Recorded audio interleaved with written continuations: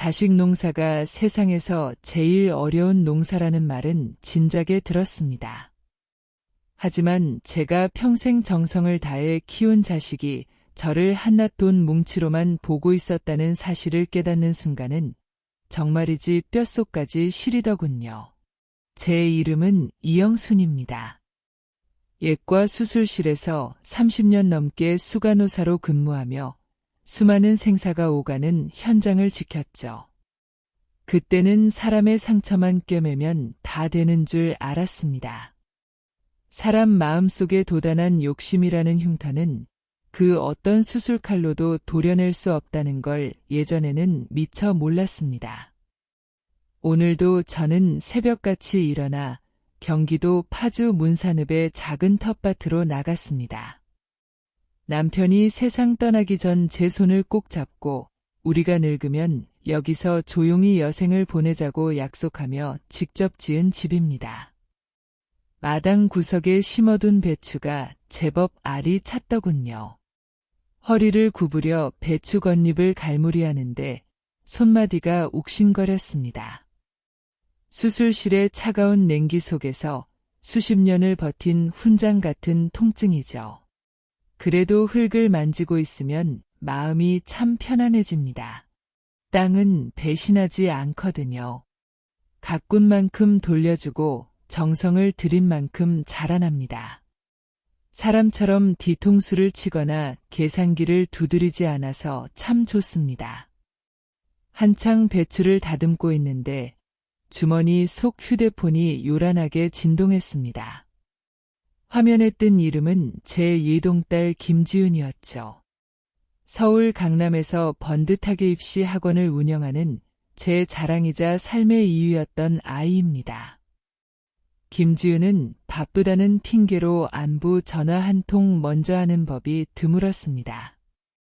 그런데 오늘따라 이른 아침부터 전화를 다 했네 싶어 반가운 마음에 흙 묻은 손을 옷바지에 대충 닫고 전화를 받았습니다. 지은아, 아침부터 웬일이니 밥은 먹었어? 제 물음이 끝나기도 전에 김지은의 날카로운 목소리가 귓가를 파고들었습니다. 엄마, 지금 그게 문제가 아니야. 내 목소리에 반가움이 서려 있다는 걸 알면서도 김지은은 단 한마디의 다정한 인사도 건네지 않았습니다. 김지은의 목소리에서는 급박함과 동시에 어떤 탐욕스러운 기운이 느껴졌죠. 엄마, 그 파주 집이랑 땅 말이야. 요즘 그쪽 땅값이 많이 올랐다며. 부동산에서 연락받았는데 지금 팔면 꽤 쏠쏠하다더라고. 나 지금 대치동에 분점 하나 더 내려고 하는데 자금이 좀 모자라서 그래. 엄마가 이번 한 번만 도와주면 안 될까? 순간 제 머릿속이 하얘졌습니다. 김지은의 입에서 나온 말들은 제가 가꾸던 텃밭의 흙보다 더 차갑고 딱딱했습니다. 이 집이 저에게 어떤 의미인지 김지은이 모를 리 없습니다. 아버지가 마지막까지 숨을 거두며 지키고 싶어 했던 공간이고 제가 홀로 남겨진 후 외로움을 달래며 겨우 버티고 있는 삶의 터전입니다. 그런데 김지은은 마치 시장에서 배추 한 포기 팔아넘기듯 너무나 쉽게 이 집을 팔라고 말하더군요. 지은아, 이 집은 내 아버지가 우리 마지막 보금자리로 남겨준 거야. 내가 학원 확장하는 건 좋지만 왜 꼭 이 집이어야 하니? 엄마는 여기서 죽을 때까지 살고 싶어. 제 대답이 김지은의 성미를 건드렸나 봅니다. 전화기 너머로 김지은의 신경질적인 한숨 소리가 크게 들려왔습니다. 엄마, 정말 답답하게 왜 그래? 건물이 낡아서 관리비만 더 들고 불편하잖아. 그 돈이면 서울의 편안한 아파트 전세라도 얻어줄 수 있어. 그리고 이건 나 혼자 잘 살자고 하는 게 아니야. 우리 승우가 이제 고3이잖아. 승우 유학 보내고 제대로 뒷바라지하려면 지금이 기회라고. 엄마가 손주 인생 망칠 거야. 김지은은 늘 이런 식이었습니다. 본인의 욕망을 위해 제가 가장 약해지는 부분인 손자 최승우를 방패로 삼았죠. 최승우의 이름이 나오자 제 마음은 갈피를 잡지 못하고 흔들렸습니다. 하나뿐인 손자 최승우는 제 삶의 유일한 빛입니다. 하지만 김지윤의 논리는 도무지 받아들일 수 없었습니다. 부모의 노후를 자식의 비상금 정도로 생각하는 그 태도에 가슴 한구석이 서늘해졌습니다. 전화를 끊고 나서도 저는 한참 동안 밭에 주저앉아 있었습니다. 손끝에는 여전히 흙이 묻어 있는데 가슴 속에는 찬바람이 휘황히 지나갔습니다. 김지윤을 위해 제 청춘을 다 바쳤습니다. 수간호사로 일하며 밤낮 없이 당직을 서고 발바닥에 불이 나도록 뛰어다닌 건 모두 김지윤을 부족함 없이 키우고 싶었기 때문입니다. 남들 다 아는 해외여행 한 번 안 가고 비싼 옷 한 벌, 제 손으로 사입지 않았습니다. 오로지 김지윤이 최고가 되길 바랐고, 김지윤이 서울의 번듯한 아파트에 살며 성공한 원장 소리를 듣는 것이 제 훈장인 줄 알았습니다. 그런데 그 훈장이 제 가슴을 찌르는 비수가 되어 돌아왔습니다. 김지윤에게 저는 엄마가 아니라 언제든 현금으로 바꿀 수 있는 자산에 불과했던 걸까요? 문득 텃밭 너머로 보이는 파주의 노을이 오늘따라 유난히 붉게 느껴졌습니다. 예전에는 아름답다고 생각했던 그 색깔이 이제는 제 가슴에 멍이 든 것처럼 아프게 다가왔습니다. 김지윤은 아마 포기하지 않을 겁니다. 한번 목표를 정하면 수단과 방법을 가리지 않고 밀어붙이는 아이니까요. 그런 성격을 길러준 것도 어쩌면 저일지도 모른다는 생각에 자책감이 밀려왔습니다. 자식을 강하게 키운다는 명목하에 타인의 감정보다 성공의 효율을 먼저 따지게 만든 건 아니었을까요? 흙을 털어내고 일어서는 제 다리가 후들거렸습니다.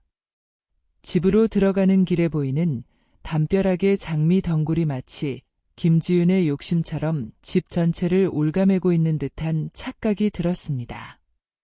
그날 밤 저는 잠을 이루지 못했습니다. 어둠 속에서 천장을 바라보며 김지윤의 차가운 목소리를 되새겼습니다. 내일이면 김지윤이 직접 이곳으로 찾아올지도 모른다는 예감이 들었습니다. 그리고 그 예감은 단 한 번도 틀린 적이 없었습니다. 이영순의 삶에서 가장 큰 시련이 다가오고 있다는 것을 직감한 밤이었습니다. 창밖의 부엉이 울음소리가 오늘따라 제 흐느낌처럼 서글프게 들려오는 밤이었습니다. 부모 자식 간에도 지켜야 할 예의라는 게 있는 법인데 제 딸 김지윤은 그 선을 너무 쉽게 넘더군요. 대문 밖에서 들리는 고급 승용차의 매끄러운 엔진 소리가 오늘따라 그렇게 불길하게 들렸는지 모르겠습니다. 김지윤은 제 안부를 물으러 온 게 아니었습니다. 김지윤의 손에는 제 노후를 송두리째 뽑아낼 매매 계약서가 들려 있었으니까요. 제 눈을 피하며 서류를 내미는 딸의 손가락 끝은 아주 정교하게 관리되어 번쩍거렸습니다. 지윤이는 거실에 들어서자마자 낡은 소파에 앉아 집안 구석구석을 평가하듯 훑어보았습니다. 엄마, 이 집 천장에 비 새는 거 아니야. 벽지에 곰팡이 핀 것 좀 봐. 이런 데서 어떻게 살아? 김지윤의 말투는 걱정이 아니라 멸시에 가까웠습니다.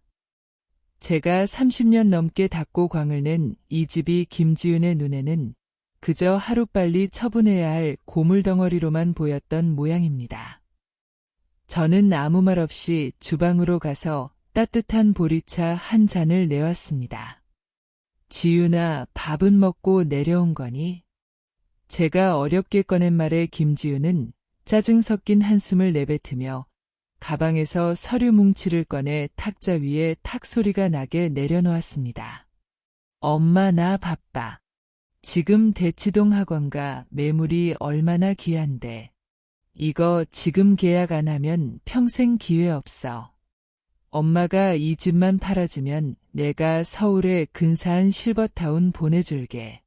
거기는 밥도 해주고 청소도 다 해준대. 김지윤의 목소리는 사무적이었고 차가웠습니다. 마치 낯선 영업사원이 저를 설득하러 온 것 같은 기분이 들어 가슴이 턱 막혔습니다. 그때 마당에서 기척이 들리더니 고등학교 3학년인 손자 최승우가 들어왔습니다. 엄마의 성화에 못 이겨 억지로 따라온 듯 최승우의 얼굴은 어둡고 파리했습니다. 할머니하고 제 품으로 달려드는 최승우를 보며 저는 겨우 숨을 쉴 수 있었습니다. 최승우는 제 거친 손을 잡으며 엄마가 할머니 힘들게 하면 나 공부 안 할 거야 하고 조그맣게 중얼거렸습니다. 그 어린 것이 엄마의 탐욕을 눈치채고 저를 방어해 주려는 모습에 눈시울이 뜨거워졌습니다. 하지만 김지윤은 최승우의 말에 아랑곳하지 않고 목소리를 높였습니다. 승우야, 너는 나가서 차에 있어. 엄마가 지금 중요한 이야기 하잖아. 다 너 잘 되라고 하는 거야. 김지윤의 이기적인 논리에 저는 결국 참았던 말을 내뱉고 말았습니다. 지윤아, 너 잘 되는 게 내 집을 팔아야만 가능한 일이니? 내 아버지가 이 집 지으면서 뭐라고 했는지 너도 알잖아. 우리 가족의 뿌리라고 했어.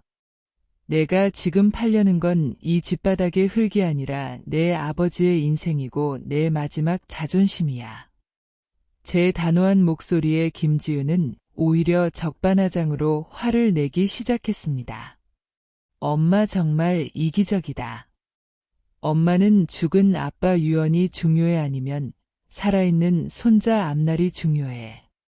이 집값이면 승우 미국 유학도 보내고 나도 숨통 좀 트여. 엄마는 여기서 배추나 키우면서 이 큰 돈을 썩히고 싶어. 김지윤의 눈에는 이제 도끼만 가득했습니다. 저는 김지윤이 가져온 서류를 손으로 밀어냈습니다. 나는 안 판다. 내 몸 하나 뉘일 곳은 내가 결정해. 내가 학원을 차리든 유학을 보내든 내 힘으로 해라. 부모 피 빨아서 세운 학원이 무슨 교육의 전당이 되겠니? 제 말에 김지윤은 얼굴이 시뻘겋게 달아올라 가방을 챙겨 일어났습니다. 그래, 좋아. 엄마가 이렇게 나오면 나도 어쩔 수 없어. 앞으로 승우 볼 생각은 꿈도 꾸지 마.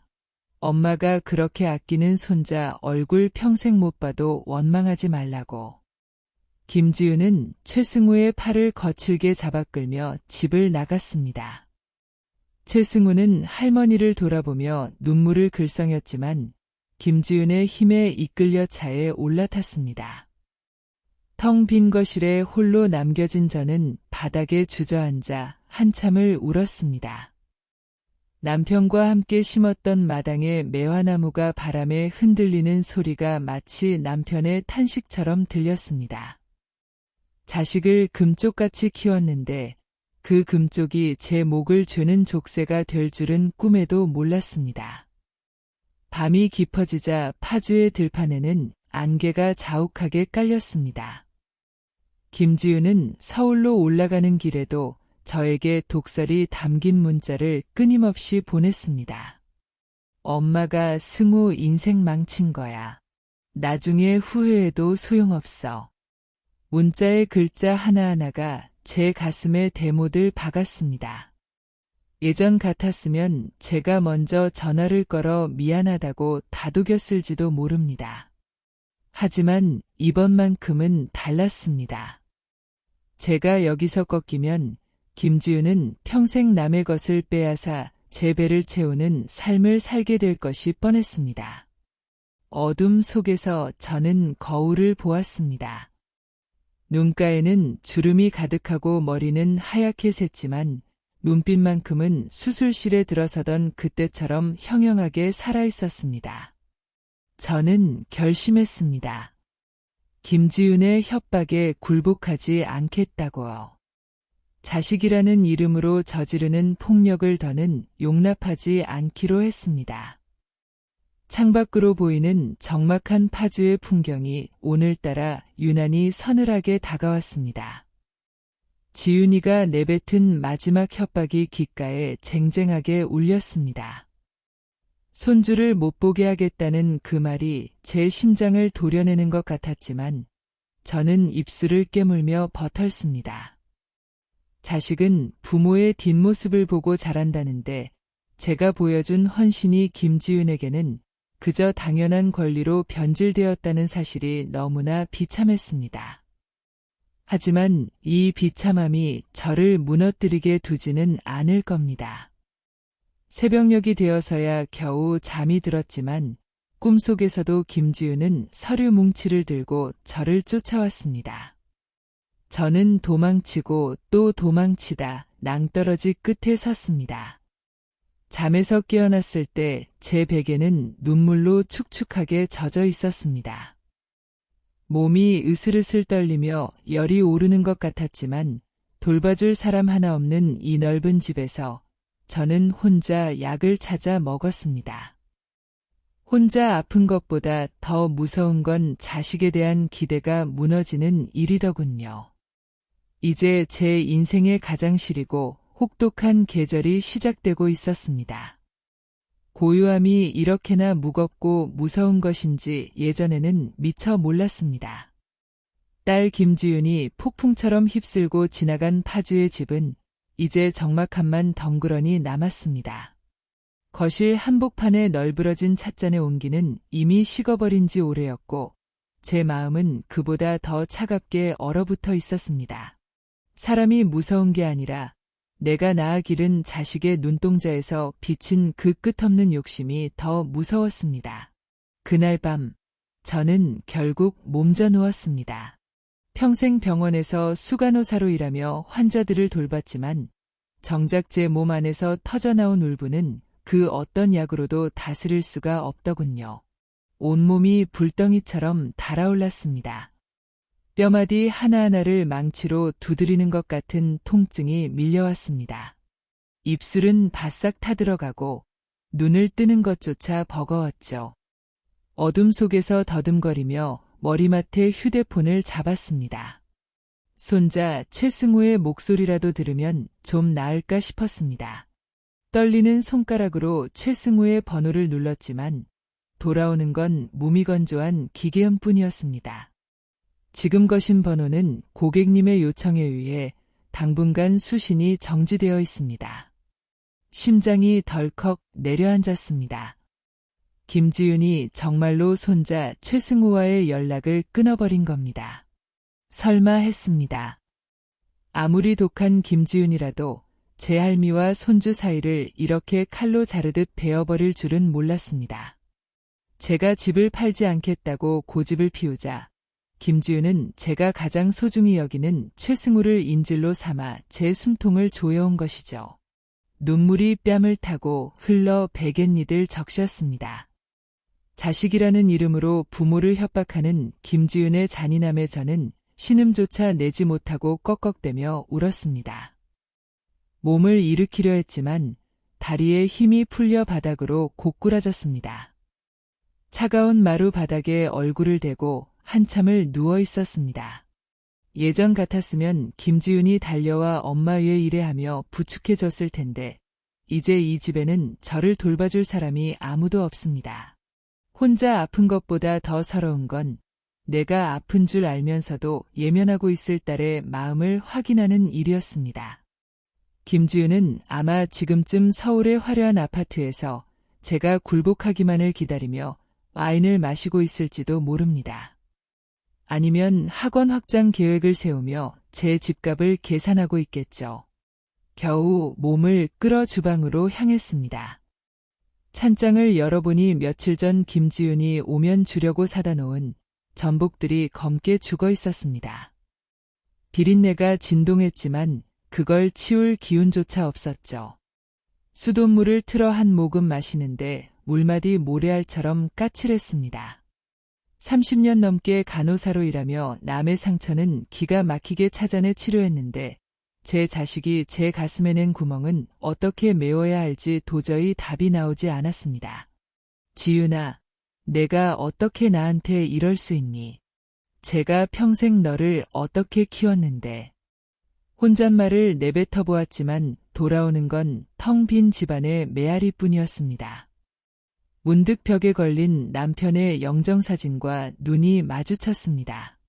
사진 속 남편은 인자하게 웃고 있었지만 저는 그 미소를 마주할 면목이 없었습니다. 우리가 일군 이 터전을 자식의 욕심으로부터 지켜내지 못할까 봐 겁이 났습니다.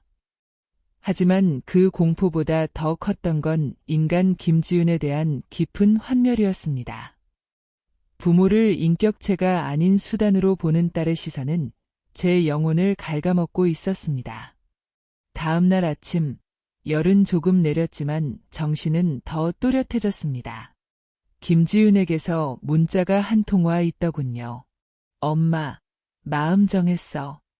승우 학원 방학 때 단기 유학 보내야 해. 다음 주까지 답 안 주면 나도 승우 인생에서 할머니 지울 거야. 문자를 읽는 내내 손끝이 떨렸습니다. 자식을 무기로 삼는 것만큼 비겁한 짓이 없는데 김지윤은 그 비겁함을 당당한 권리라고 믿고 있었습니다. 제가 너무 오냐오냐 키운 탓일까요? 아니면 경쟁사회에서 살아남으라고 가르쳤던 제 교육이 김지윤을 괴물로 만든 걸까요? 저는 휴대폰 전원을 꺼버렸습니다. 그리고 비틀거리는 몸을 이끌고 텃밭으로 나갔습니다. 서리가 내려앉은 배추들이 추위 속에서도 꿋꿋하게 땅을 지키고 있었습니다. 땅은 얼어붙어도 제 자리를 지키는데 사람의 마음은 어쩜 이리도 쉽게 변하고 모질어지는지 모르겠습니다. 흙투성이가 된 손으로 배추를 매만지며 생각했습니다. 제가 여기서 무너져 김지윤의 요구를 들어준다면 김지윤은 평생 자신의 성공을 위해 남을 짓밟은 삶을 당연하게 여길 것입니다. 그것이야말로 딸을 진정으로 망치는 길이라는 확신이 들었습니다. 고독이라는 병은 약도 없습니다. 하루 종일 누구와도 말 한마디 섞지 않고 지내다 보면 가끔 제 존재 자체가 사라지는 것 같은 기분이 듭니다. 파주의 겨울바람은 문틈 사이를 비집고 들어와 제 뼈마디를 파고들었습니다. 저는 거실 보일러를 끄고 두꺼운 솜이불 속으로 파고들었습니다. 기름값을 아끼려는 게 아니라 제 마음이 너무 추워서 겉으로 느껴지는 추위 따위는 아무래도 상관없었기 때문입니다. 그렇게 사흘을 굶다시피 하며 버텼습니다. 전화기는 꺼져 있었고 세상과 단절된 이 공간에서 저는 제 인생을 처음부터 끝까지 다시 되짚어 보았습니다. 제가 김지윤에게 쏟았던 그 수많은 시간과 정성이 과연 누구를 위한 것이었나 싶더군요. 결국 김지윤이 아닌 제 만족을 위해 딸을 조종했던 건 아니었을까 하는 자책도 들었습니다. 하지만 어떤 이유로도 김지윤의 지금 행동은 정당화될 수 없었습니다. 부모의 노후는 자식의 전유물이 아닙니다. 사흘째 되던 날 밤, 마당에서 이상한 소리가 들렸습니다. 누군가 대문을 흔드는 소리였죠. 김지윤일까요? 아니면 집을 팔라고 독촉하러 온 부동산 업자일까요? 저는 두려움과 기대가 뒤섞인 마음으로 현관문을 열었습니다.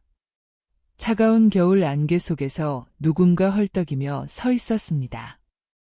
어둠 속에서 흐릿하게 보이는 그 형체는 제가 그토록 보고 싶어 하던 얼굴이었습니다.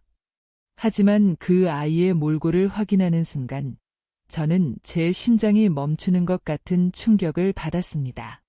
이영순의 가장 절망적인 순간, 그리고 전혀 예상치 못한 선택의 기로가 제 눈앞에 펼쳐지고 있었습니다.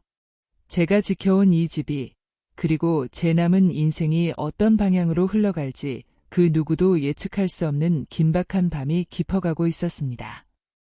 대문을 열자마자 제 앞에 서 있는 최승우를 보고 저는 비명조차 지르지 못했습니다. 한겨울 파주의 칼바람 속에서 얇은 후드티 하나만 걸친 채 최승우는 온몸을 덜덜 떨고 있었죠. 얼굴은 눈물 자국으로 범벅이 되어 있었고 손끝은 보랏빛으로 변해 있었습니다. 할머니, 저 좀 살려주세요 하는 최승우의 목소리는 다 끊어져가는 가느다란 실밥 같았습니다. 저는 서둘러 최승우를 방으로 들여보내고 이불을 겹겹이 덮어주었습니다. 최승우의 몸에서 전해지는 냉기가 제 가슴을 얼음 송곳으로 찌르는 것 같았습니다. 최승우는 제 품에 안겨 한참을 꺼이꺼이 울었습니다. 사연을 들어보니 기가 막히더군요. 김지윤이 학원 학장의 눈이 멀어 최승우의 유학 서류를 강제로 꾸미고 있었다고 합니다. 최승우가 할머니 집을 팔지 말라고 대들자 김지윤은 최승우의 뺨을 때리며 소리를 질렀답니다. 다 할머니가 무능해서 그런 거니 너라도 정신 차리라고. 최승우는 엄마의 그 차가운 눈빛과 독설을 견디지 못하고 지갑 하나 챙겨 무작정 파주행 버스를 탔던 겁니다. 할머니, 엄마가 할머니한테 보낸 문자 다 봤어요. 어떻게 사람이 엄마한테 그래요? 나 엄마 무서워요. 나중에 나한테도 돈 없으면 꺼지라고 할 것 같아요. 최승우의 이 말 한마디가 제 가슴을 후비고 지나갔습니다. 그때 마당에 급브레이크 밟는 소리가 요란하게 울렸습니다. 김지윤이었습니다. 현관문을 거칠게 열고 들어오는 김지윤의 눈은 이미 이성을 잃은 상태였습니다. 최승우, 너 여기서 뭐해? 당장 안 나와. 김지윤은 제 방으로 들이닥쳐 이불 속에 있는 최승우의 팔을 잡아 끌었습니다. 저는 김지윤의 앞을 가로막았습니다. 지윤아, 얘가 지금 공포에 떨고 있잖아. 일단 좀 진정해라. 하지만 김지윤은 제 어깨를 밀치며 고함을 쳤습니다. 엄마가 애를 망치고 있잖아. 엄마가 집만 내놨어도 이런 일 없었어. 이게 다 엄마 고집 때문이라고. 김지윤의 입에서 나오는 말들은 이제 사람이 하는 말이 아니었습니다. 오로지 자신의 계획이 어그러진 것에 대한 분노와 원망뿐이었죠. 김지윤은 최승우를 억지로 일으키려 했고 방안은 순식간에 아수라장이 되었습니다. 그때였습니다. 평소 순하기만 하던 최승우가 김지윤의 손을 거칠게 뿌리쳤습니다. 그리고는 짐승 같은 포효를 내뱉었죠. 엄마, 제발 그만해. 엄마가 할머니한테 하는 거 보고 내가 뭘 배웠는지 알아. 나도 엄마 늙으면 똑같이 해줄 거야. 엄마가 할머니 집 팔아서 내 학원비 대준 것처럼 나도 엄마 집 팔아서 내 사업 자금 쓸 거라고. 엄마가 할머니 투명 인간 취급하니까 나도 엄마 말 안 들리는 거야. 김지윤의 손이 허공에서 멈췄습니다. 마치 거대한 망치로 머리를 얻어맞은 듯 김지윤의 얼굴이 하얗게 질려갔습니다. 최승우의 눈에는 증오와 슬픔이 뒤섞여 있었고 그 눈빛은 김지윤이 저에게 보냈던 그 냉소적인 시선과 소름 끼치게 닮아 있었습니다.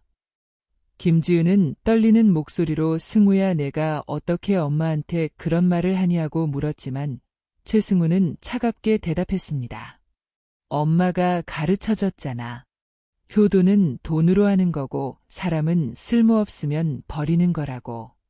방 안에는 무거운 정적이 흘렀습니다. 김지윤은 바닥에 주저앉아 멍하니 최승우를 바라보았습니다. 자신이 쌓아올린 완벽한 교육과 성공의 공든 탑이 자식의 말 한마디에 완전히 무너져 내리는 순간이었습니다. 김지윤의 어깨가 가늘게 떨리기 시작하더니 이내 참았던 울음이 터져 나왔습니다. 저는 그 모습을 가만히 지켜보았습니다. 예전 같았으면 지윤아 울지 마라 하며 등을 두드려 졌겠지만 이번에는 그러지 않았습니다. 이 눈물은 김지윤이 마땅히 흘려야 할 참례의 눈물이었으니까요. 저는 최승우의 어깨를 감싸 안으며 김지윤에게 나직하게 말했습니다. 지윤아, 내가 심은 씨앗이 이렇게 자랐단다. 이제 보이니? 내가 나한테 했던 행동들이 승우 가슴에 어떤 무늬를 새겼는지 말이야. 내가 나를 엄마가 아니라 돈으로 대할 때 승우는 너를 부모가 아니라 괴물로 보고 있었던 거야. 김지윤은 고개를 숙인 채 아무 대답도 하지 못했습니다. 방바닥으로 뚝뚝 떨어지는 김지윤의 눈물이 오늘따라 유난히 무겁게 느껴졌습니다. 그날 밤 김지윤은 파주 집거실에서 뜬 눈으로 밤을 지새웠습니다. 최승우는 제 방에서 깊은 잠에 들었고 저는 거실 한 구석에서 김지윤의 뒷모습을 보았습니다. 한때는 제 세상의 전부였던 그 뒷모습이 오늘따라 왜 그렇게 작고 초라해 보이는지 모르겠습니다. 새벽 안개가 걷힐 무렵 김지윤이 제 앞으로 다가와 무릎을 꿇었습니다. 엄마, 내가 잘못했어. 내가 정말 미쳤었나 봐. 승우가 나한테 했던 말들 들으면서 죽고 싶었어. 엄마가 나 때문에 얼마나 아팠을지 이제야 조금 알 것 같아. 저는 김지윤의 손을 잡지 않았습니다. 대신 김지윤의 눈을 똑바로 쳐다보며 말했습니다. 지윤아, 사과는 나한테 하는 게 아니라 내 인생한테 하는 거야. 그리고 승우한테 보여줘야 해. 내가 변하는 모습을 말이야. 나는 이 집 안 판다. 그리고 너한테 돈 한 푼 보태줄 생각도 없어. 내가 무너뜨린 관계는 내가 직접 다시 세워라. 그게 내가 승우한테 속죄하는 유일한 길이다. 김지윤은 제 단호한 태도에 당황한 듯 보였지만 이내 고개를 끄덕였습니다. 평생 제 품 안의 자식으로만 살던 김지윤이 처음으로 제 인생의 무게를 온전히 느끼는 표정이었습니다. 관계의 실타래는 엉망으로 꼬였지만 그 끝자락을 겨우 찾아낸 기분이었습니다. 하지만 이것이 끝이 아님을 저는 잘 알고 있었습니다.